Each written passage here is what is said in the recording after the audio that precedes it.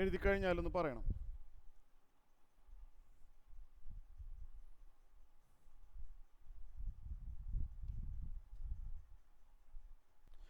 Ohm's law എന്ന് പറഞ്ഞു കഴിഞ്ഞാൽ voltage is proportional to current, അല്ലെങ്കിൽ current is proportional to voltage. ഈ വോൾട്ടേജ് ഡബിൾ ആക്കി കഴിഞ്ഞാൽ കറണ്ട് ഡബിൾ ആവും. വോൾട്ടേജ് 3 ഇരട്ടിയാക്കി കഴിഞ്ഞാൽ കറണ്ട് 3 ഇരട്ടിയാവും. അതാണ് ഓംസ് ലോ പറയുന്നത്. ഓംസ് ലോ എന്ന് പറഞ്ഞു കഴിഞ്ഞാൽ V/I കോൺസ്റ്റൻ്റ് ആണ്. അതായത് voltage is proportional to current, അല്ലെങ്കിൽ current is proportional to voltage. എന്ന് വെച്ചാൽ ഞാൻ ഉദ്ദേശിക്കുന്നതാണ്, വോൾട്ടേജ് ഡബിൾ ആക്കി കഴിഞ്ഞാൽ കറണ്ട് ഡബിൾ ആവും. അപ്പോൾ അങ്ങനെ പറയുമ്പോൾ നമ്മൾ എന്ത് പറയുക, voltage directly proportional to current, or V/I ഒരു കോൺസ്റ്റൻ്റ് ആണ്. വോൾട്ടേജ് ബൈ കറണ്ട് ഒരു കോൺസ്റ്റൻ്റ് ആണ്. ക്വസ്റ്റ്യൻ ചോദിക്കോട്ടെ, ശ്രദ്ധിച്ചിരിക്കുക. ഇതിന് നമ്മൾ പറയുന്ന പേരാണ്, V/I ഒരു കോൺസ്റ്റൻ്റ് ആണ്. ഇതിന് നമ്മൾ പറയുന്ന പേരാണ് resistance of the conductor. Conductor എന്ന് പറഞ്ഞു കഴിഞ്ഞാൽ ഈ സംഭവമില്ല, ഈ ബൾബ് ഉൾപ്പെടെ, മനസ്സിലായാലോ, ബൾബ് ഉൾപ്പെടെ ഉള്ള ഈ കണ്ടക്ടർ, ഇതിൻ്റെ റെസിസ്റ്റൻസ് എന്താ പറയുക, റെസിസ്റ്റൻസ്. അപ്പോൾ V/I is a constant which is called resistance of the conductor. ഈ ടെർമിനൽ മുതൽ ഈ ടെർമിനൽ വരെയുള്ള ഈ വയറിൻ്റെ റെസിസ്റ്റൻസ് എന്ന് വേണമെങ്കിൽ പറയാം, resistance. V/I is called resistance denoted by R. നമ്മൾ R എന്ന് പറഞ്ഞ ലെറ്റർ കൊണ്ടാണ് ഡിനോട്ട് ചെയ്യുക. R എന്ന് പറഞ്ഞാൽ ഒരു ഫിക്സഡ് ആണ്. ഈ വയറും ബൾബും നമ്മൾ മാറ്റുന്നില്ല എന്നുണ്ടെങ്കിൽ R ഫിക്സഡ് ആണ്, അത് മാറുന്നില്ല. അപ്പോൾ V/I ഈക്വൽ ടു R, നമുക്ക് I ഈക്വൽ ടു V/R എന്ന് എഴുതാം. Okay, I equal to V/R എന്ന് എഴുതാം. ഇത് ബൈ ഹാർട്ട് ആക്കുക. ഇതാണ് മെയിനായിട്ട് പഠിക്കേണ്ടത്. നമുക്കിതാണ് യൂസ് വരുന്നത്. I equal to V/R. ഒരു സർക്യൂട്ടിൽ കൂടി കറണ്ട് പാസ് ചെയ്യുന്ന കറണ്ട് കാണണമെങ്കിൽ വോൾട്ടേജ് ഡിവൈഡ് ബൈ റെസിസ്റ്റൻസ്. ഈ റെസിസ്റ്റൻസ് എന്താണെന്നുള്ളത് നമുക്ക് തന്നിട്ടുണ്ടാവും. റെസിസ്റ്റൻസ് എന്താണെന്നുള്ളത് നമുക്ക് തന്നിട്ടുണ്ടാവും. ഇപ്പോൾ current through the circuit through the wire equal to V/R ആണ് ഓംസ് ലോ പറയുന്നത്. ഇവിടെ R എന്ന് പറഞ്ഞു കഴിഞ്ഞാൽ ആറിൻ്റെ യൂണിറ്റ് ഇങ്ങനെ ഒരു സിമ്പിളാണ്, ഓം എന്നാണ് പറയുക. The unit of resistance ohm. Okay, ഇങ്ങനെയാണ് നമ്മൾ പറയുന്നത്. അപ്പോൾ റെസിസ്റ്റിവിറ്റി എന്ന് പറഞ്ഞു കഴിഞ്ഞാൽ ഇതൊക്കെ നിങ്ങൾ 10th സ്റ്റാൻഡേർഡിൽ പഠിച്ച കാര്യങ്ങൾ തന്നെയാണ് ഞാൻ ഈ പറഞ്ഞുകൊണ്ടിരിക്കുന്നത്.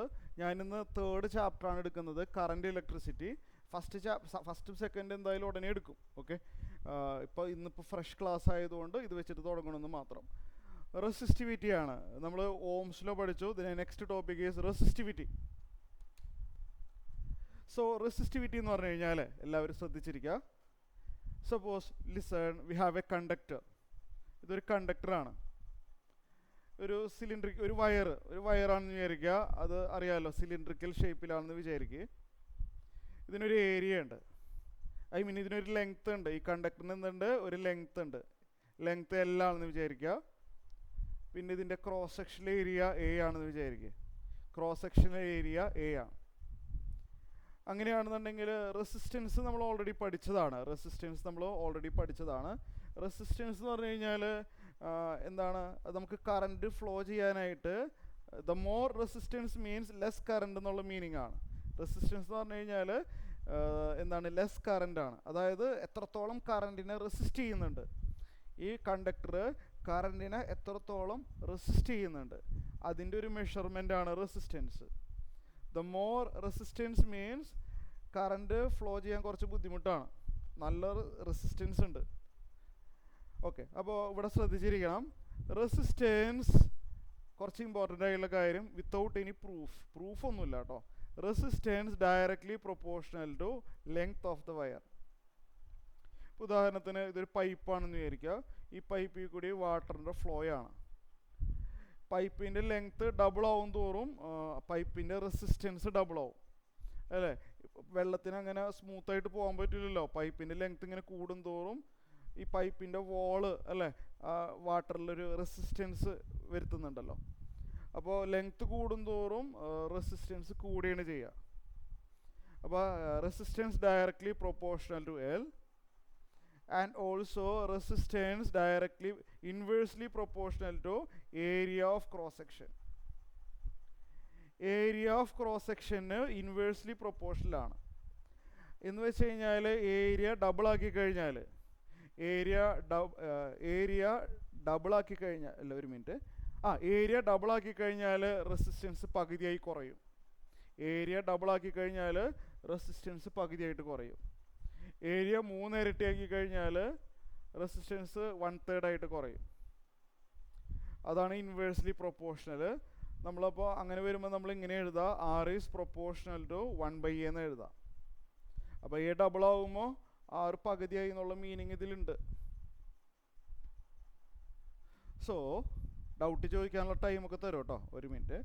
സോ ഇത് രണ്ടും കമ്പൈൻ ചെയ്യുകയാണെന്നുണ്ടെങ്കിൽ R is proportional to their product L into 1/A. R is proportional to L into 1/A. L into 1/A എന്ന് പറഞ്ഞാൽ L/A. അങ്ങനെ എഴുതാൻ പറ്റും. R ഇതിനും പ്രൊപ്പോർഷണലാണ്, ഇതിനും പ്രൊപ്പോർഷണലാണ്. R പ്രൊപ്പോർഷണൽ ടു ഇത് രണ്ടിൻ്റെയും പ്രോഡക്റ്റാണ്. R proportional to L/A. ഇനി ഇവിടെ ശ്രദ്ധിച്ചിരിക്കുക, പ്രൊപ്പോർഷണാലിറ്റി കോൺസ്റ്റൻറ്റ് മാറ്റുകയാണെങ്കിൽ പ്രൊപ്പോർഷണാലിറ്റി സിമ്പിൾ മാറ്റുകയാണെന്നുണ്ടെങ്കിൽ റൈറ്റ് സൈഡിൽ ഒരു കോൺസ്റ്റൻറ്റ് എഴുതണം അല്ലേ. അതിന് നമ്മൾ റോ എന്ന് പറഞ്ഞ സിമ്പിൾ കൊണ്ടാണ് ഡിനോട്ട് ചെയ്യുക. പ്രൊപ്പോർഷണാലിറ്റി സിമ്പിൾ മാറ്റുകയാണെങ്കിൽ റൈറ്റ് സൈഡിൽ നമ്മളൊരു ടേം കോൺസ്റ്റൻ്റ് എഴുതും, റോ എന്നാണ് പറയുക. റോനെ പറയുന്ന പേര് റെസിസ്റ്റിവിറ്റി. റോനെ പറയുന്ന പേരെന്താണ്? റെസിസ്റ്റിവിറ്റി എന്നാണ് പറയുക. Rho is called resistivity. It is a fixed number. It is a fixed number. Depends only on nature of the conductor. Nature of the conductor. Nature of the conductor and temperature. Temperatureum dependence ഉണ്ട്. So a rho is called resistivity of the conductor. It is the fixed number, depends only on the nature of the conductor. ഇത് എന്ത് type material ആണ് ഉപയോഗിച്ചിരിക്കുന്നത്? Aluminium ആണോ copper ആണോ? അതാണ് ഉദ്ദേശിച്ചത്. Nature of the conductor and temperature, അത് മാത്രം അറിഞ്ഞാൽ മതി. ഇത് ഭയങ്കര ഇമ്പോർട്ടൻ്റ് ആണ്. Resistance of a conductor is R equal to rho into L/A. ഇങ്ങനെ വരും. ഇത് എഴുതി കഴിഞ്ഞിട്ട് ഞാൻ ക്വസ്റ്റ്യൻ ചോദിക്കും. And unit of rho, unit എങ്ങനെ കാണുന്നതെന്ന് പറഞ്ഞുതരാം. നമുക്കറിയാം R equal to raw L/A എന്നാണല്ലോ. യൂണിറ്റ് കാണാനുള്ള ടെക്നിക്ക് ഞാൻ പറഞ്ഞുതരാം. എല്ലാം നമ്മളെ മെമ്മറി നിൽക്കണമെന്നില്ലല്ലോ. ഇത് ക്രോസ് മൾട്ടിപ്ലൈ ചെയ്ത് കഴിഞ്ഞാൽ RA equal to rho L വരും. ഇതൊന്ന് ക്രോസ് മൾട്ടിപ്ലൈ ചെയ്താൽ RA equal to rho L വരും. Or rho equal to L left സൈഡിലോട്ട് കൊണ്ടുപോയാലോ? L ലെഫ്റ്റ് സൈഡിലോട്ട് കൊണ്ടുപോയാൽ റോ ഈക്വൽ ടു RA/L എന്ന് കിട്ടും. ഇത് ബൈ ഹാർട്ട് ആക്കാനുള്ള ഫോർമുല ഒന്നുമല്ല. ഞാൻ ബോക്സിനകത്ത് എഴുതിയിരിക്കുന്ന ഫോർമുല മാത്രമേ ബൈ ഹാർട്ട് ആക്കാനുള്ളൂ. ഇത് യൂണിറ്റ് എഴുതാൻ വേണ്ടി എഴുതിയതാ. റോ ഈക്വൽ ടു RA/L എന്ന് കിട്ടി. റോ ഈക്വൽ ടു RA/L എന്ന് വന്നു. So unit of rho will be റെസിസ്റ്റൻസിൻ്റെ യൂണിറ്റ് ഞാൻ കുറച്ച് നേരത്തെ പറഞ്ഞിരുന്നു, അത് ഓം ആണ്. റെസിസ്റ്റൻസിൻ്റെ യൂണിറ്റ് ഓം ആണ്.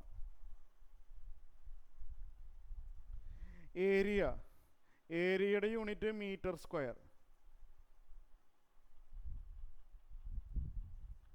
ബൈ എല്ലിൻ്റെ unit metre.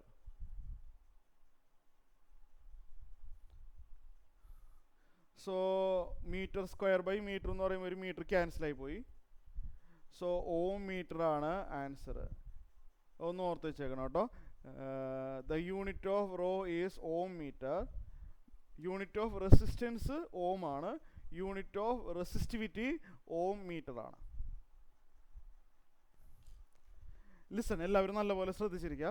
negligibly small current is passing through a wire of length 15 meter and uniform cross section 6 into 10 raised to minus 7 meter square, and its resistance is measured to be 5 ohm. What is the resistivity of the material of the temperature? Textbook innolla question aanu. 3.4. ഇവിടെ ആ figure ഒന്നും വരയ്ക്കേണ്ട ആവശ്യമൊന്നുമില്ല.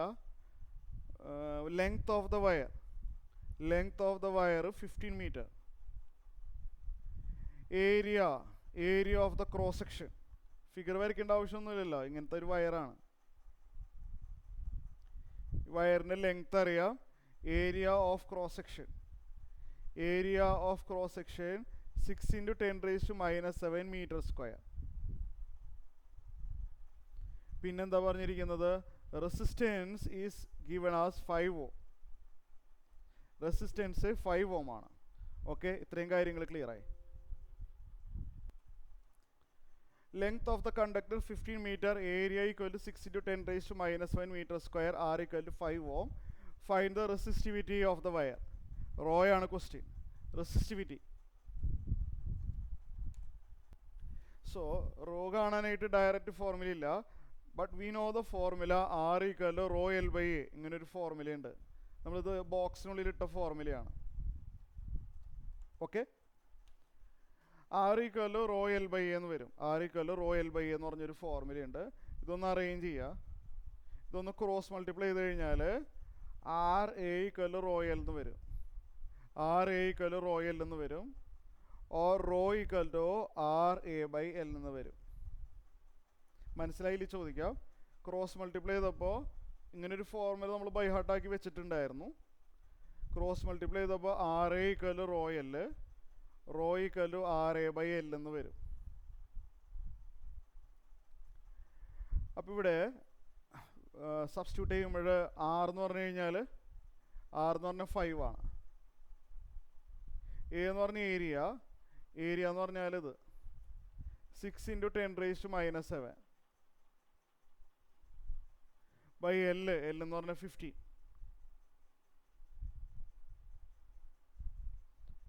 ഇത് 30 by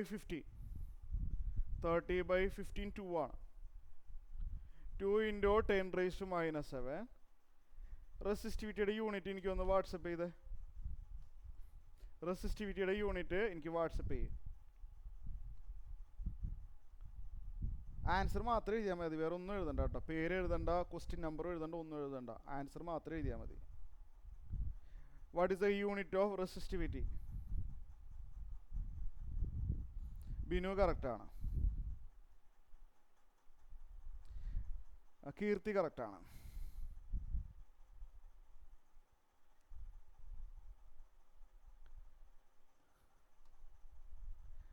Gokul കറക്റ്റാണ്.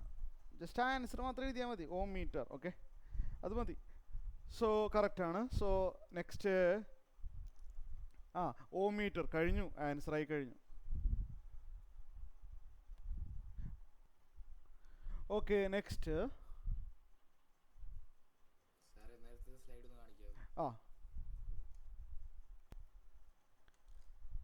Next okay, ഇതെങ്ങനെയാണ് ചെയ്യണമെന്ന് ആർക്കെങ്കിലും മനസ്സിലായോ? ഈ ക്വസ്റ്റ്യൻ എങ്ങനെയാണ് ചെയ്യണമെന്ന് മനസ്സിലായോ? അതായത് ഇവിടെ ക്വസ്റ്റ്യൻ പറഞ്ഞിരിക്കുന്നത് there is a wire.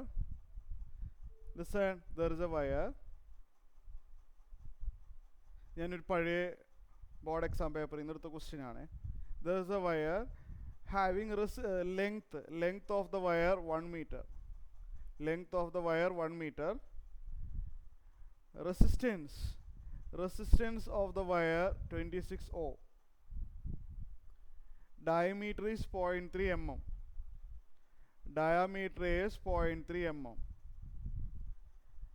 അപ്പോൾ റേഡിയസ് എന്ന് പറഞ്ഞു കഴിഞ്ഞാൽ റേഡിയസ് ആർ ഈക്വൽ ടു ഡയമീറ്ററിൻ്റെ ഹാഫ് എടുക്കുക. 0.3/2 mm. 0.3/2 എന്ന് പറഞ്ഞാൽ 0.15. അത് ഞാൻ ചെയ്ത് കാണിക്കണ്ടല്ലോ. So millimeter is equal to 10⁻³ meter. Radius 0.15 into 10⁻³ metre. Find the resistivity of the wire.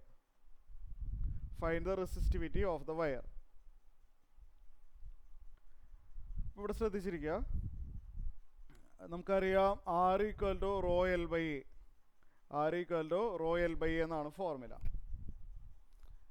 Cross multiply ചെയ്താൽ R A equal to rho L വരും. എൽ ഇങ്ങോട്ട് കൊണ്ടുപോകുമ്പോൾ മനസ്സിലായില്ല ചോദിക്കുക, R A by L. Rho equal to R A by L വരും. That is R into A എന്ന് പറഞ്ഞാൽ area of cross section. അത് സർക്കിളാണെന്ന് നമുക്കറിയാം. ഏരിയ ഓഫ് ക്രോസ് സെക്ഷൻ സർക്കിളാണ്. ഇവിടെ ഏരിയ എന്ന് പറഞ്ഞാൽ സർക്കിളിൻ്റെ ഏരിയ πr² ആണ് എഴുതേണ്ടത്. എ എന്ന് പറഞ്ഞ area which is πr² divide by length.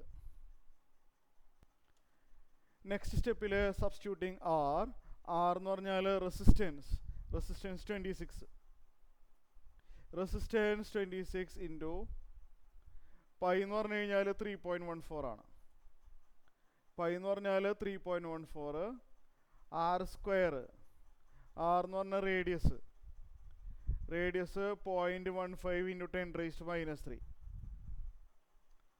0.15 into 10⁻³ square അല്ലേ, ഡിവൈഡ് ബൈ എൽ. എൽ എന്ന് പറഞ്ഞാൽ ലെങ്ത്ത് 1 ആണത്. 26 ഇൻറ്റു 3.14 ഇൻറ്റു കാൽക്കുലേഷൻ ഒന്നും ഞാൻ പറയില്ല, 0.15 സ്ക്വയർ അറിയാമല്ലോ 225 0.025 സോറി 0.15 സ്ക്വയർ 15 സ്ക്വയർ ഈസ് 225 ഇങ്ങനെ വരും. അങ്ങനെ എഴുതുന്നേക്കാളും കുറച്ചുകൂടി ബെറ്റർ എന്താണെന്ന് അറിയാട്ടോ, പറയട്ടെ. ഒരു സ്റ്റെപ്പ് അങ്ങോട്ട് പൊക്കോട്ടെ, കുഴപ്പമില്ല. ഒരു സ്റ്റെപ്പ് പോകുന്നത് തന്നെ നല്ലത്. 0.15 ഈസ് 15 ഇൻറ്റു 10⁻². ഡൗട്ട് ഞാൻ ഇത് എഴുതി കഴിഞ്ഞിട്ട് പറഞ്ഞുതരാം. 0.15 എന്ന് പറഞ്ഞാൽ 15 ഇൻറ്റു 10⁻² എന്ന് എഴുതാം. Into 10⁻³ square. 26 into 3.14 into 15 square. 15 square എന്ന് പറഞ്ഞാൽ 225.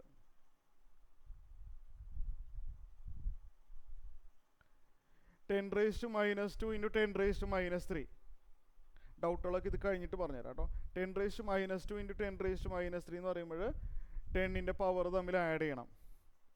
10ൻ്റെ പവർ ആഡ് ചെയ്യുമ്പോൾ 10⁻⁵ സ്ക്വയർ വരും.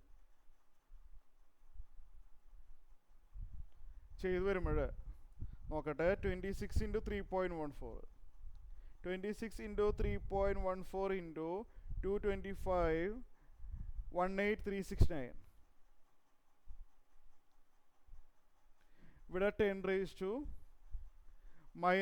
സ്ക്വയർ എന്ന് പറയുമ്പോൾ -5 ഇൻറ്റു 2 എന്നാവാം വരാം. -5 ഇൻറ്റു 2 -10.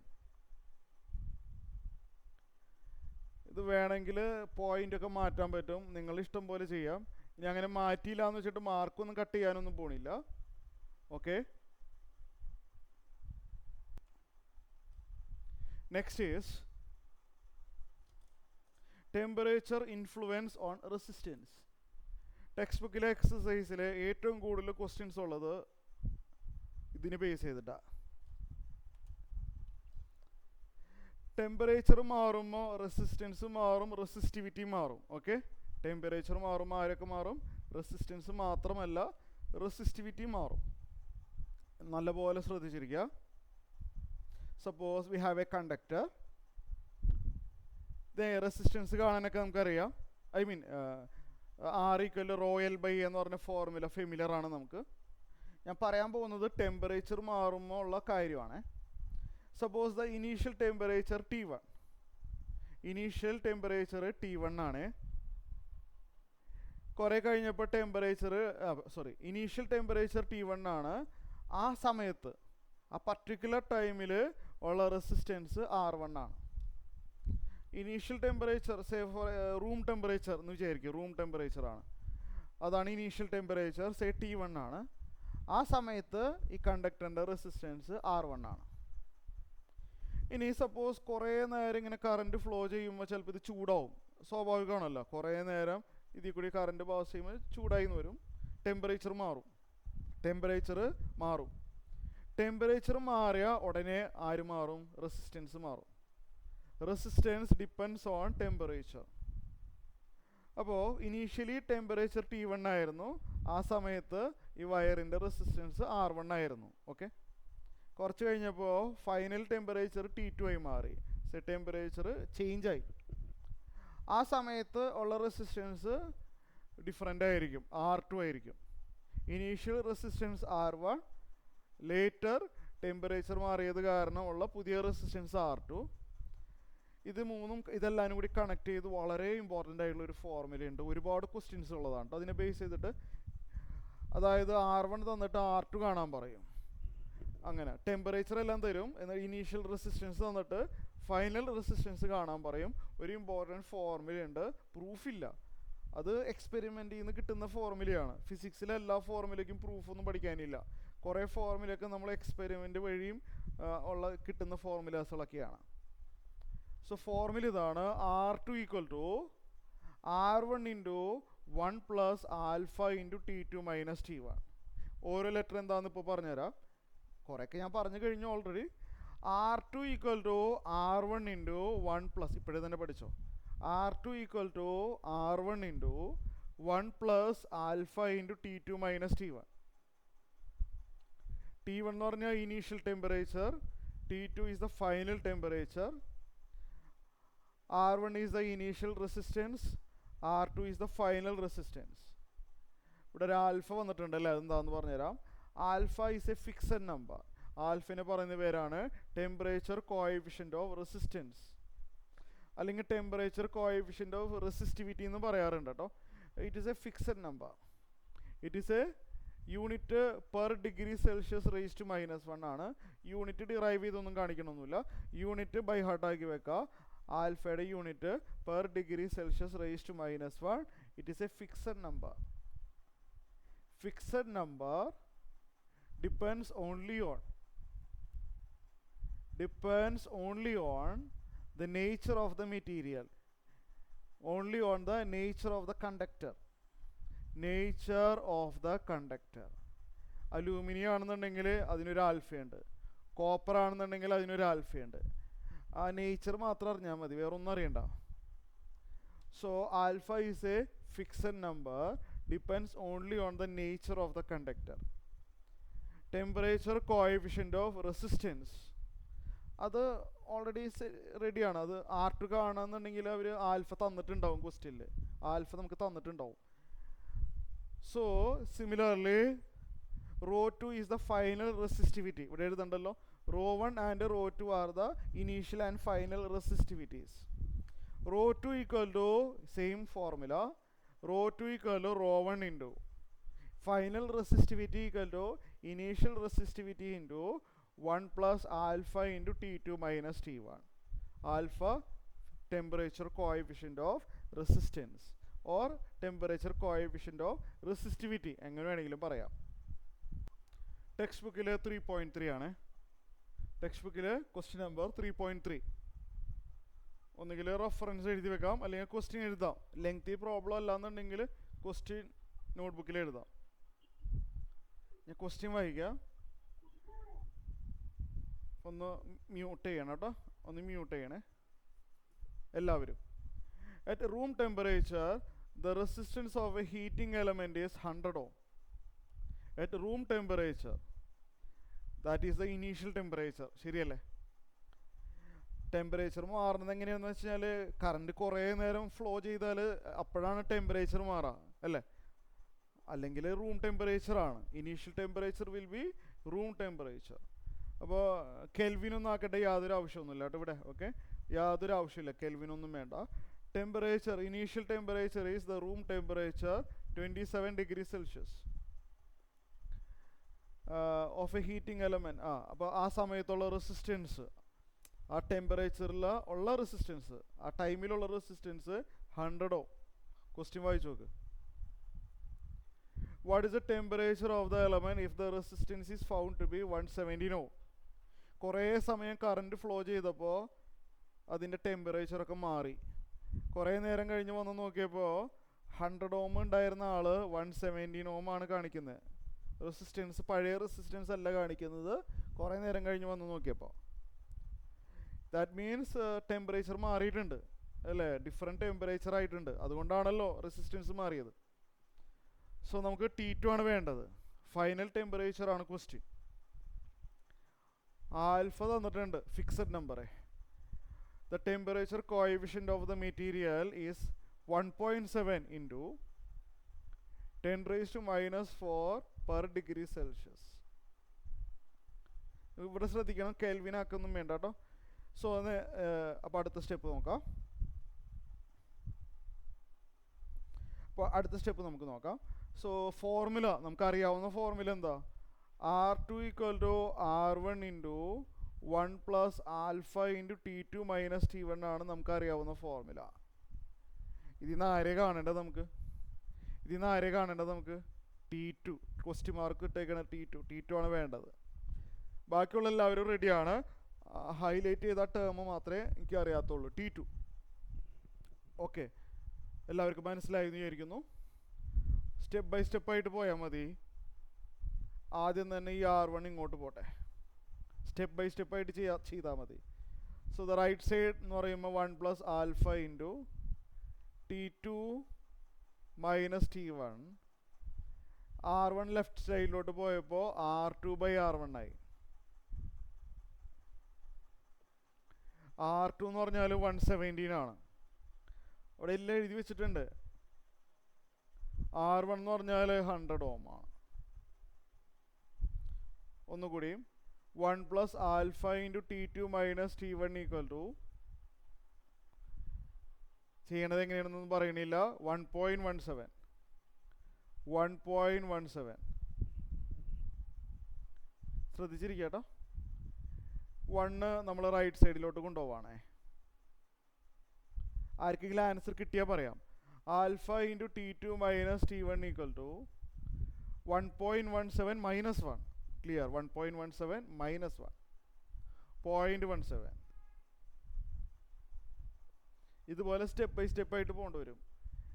ഇനി ആൽഫേനെ പിടിച്ചിട്ട് അങ്ങോട്ട് we get T2 - T1 is equal to 0.17/alpha. 0.17/alpha.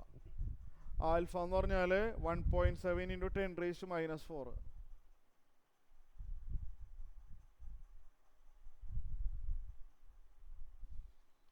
നമുക്കിത് വെട്ടിപ്പോകുമെന്ന് വെച്ച് കഴിഞ്ഞാൽ ഇവിടെ വെട്ടിപ്പോകാനുള്ളൊരു സാധ്യതയുണ്ട്. 0.17/1.7 അല്ലേ? 0.17 ഒരു വഴിയുണ്ട്. 0.17 എന്ന് പറഞ്ഞാൽ 1.7 × 10⁻⁻1 എഴുതാം. നോക്കിക്കോ ശരിയല്ലേ എന്ന്.